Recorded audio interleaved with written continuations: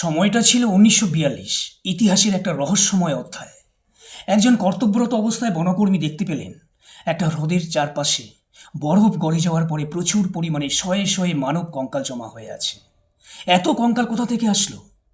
ইতিহাসে এমন কিছু বিষয় আছে যার সত্য উদ্ঘাটন এখনো পর্যন্ত সম্ভব হয়। রহস্যে জর্জরিত এমনই একটা ঐতিহাসিক তথ্য নিয়ে চিত্রপটের আজকের এপিসোডে আমি আপনাদের সাথে সঞ্জয়। প্রথম থেকে শেষ পর্যন্ত ভিডিওটা দেখুন, জানতে পারবেন অনেক অজানা কাহিনী। ভারতের হিমালয়ের পাদদেশে অবস্থিত একটা হ্রদ যার নাম রূপকুণ্ড হ্রদ, যেখানে প্রায় সবসময় বরফ জমে থাকে।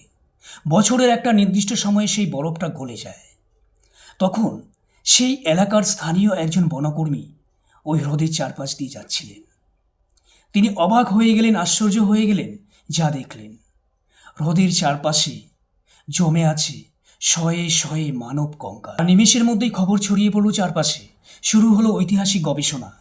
বিভিন্ন দৃষ্টিকোণ থেকে অনেক রকম তথ্য দাঁড় করিয়েছেন এই মানব কঙ্কালের উৎস সম্পর্কে। তবে সঠিকভাবে জোর দিয়ে কোনো ঐতিহাসিকই বলতে পারছেন না কিভাবে এত মানুষ মারা গিয়েছিলেন। তবে তারা এই বিষয়ে নিশ্চিত যে এই মানব কঙ্কালগুলির বয়স আজ থেকে ৯০০ বছর আগে। অনেক ঐতিহাসিক বিদগণ মনে করছেন এই মানুষগুলো হয়তো স্থানীয় কোনো তীর্থে যাচ্ছিলেন, যাওয়ার পথে প্রাকৃতিক দুর্যোগের কবলে পড়েন। সম্ভবত এই প্রাকৃতিক দুর্যোগের কারণেই তারা মারা গেছেন। গবেষণা করবার পর কঙ্কালগুলির ঘাড়ে এবং মাথায় প্রচুর পরিমাণে আঘাতের চিহ্ন পাওয়া গেছে। এই আঘাতের চিহ্ন দেখে অনেক ঐতিহাসিকরা মনে করছেন পথে হয়তো শিলাবৃষ্টির কবলে তারা পড়েছিলেন। আকাশ থেকে বরফ পড়ছিল পাথরের মতো, যার জন্য তাদের প্রাণ যায়। আমি প্রথমেই বলেছি সঠিক কোনো তথ্য আমাদের সামনে নেই।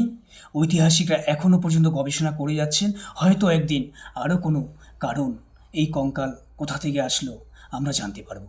ততক্ষণ আপনারা ভালো থাকবেন, সুস্থ থাকবেন, আর এরকম অজানা তথ্য জানবার জন্য সঙ্গে থাকুন। চ্যানেলটাকে সাবস্ক্রাইব করে পাশে থাকুন। সবাইকে নমস্কার।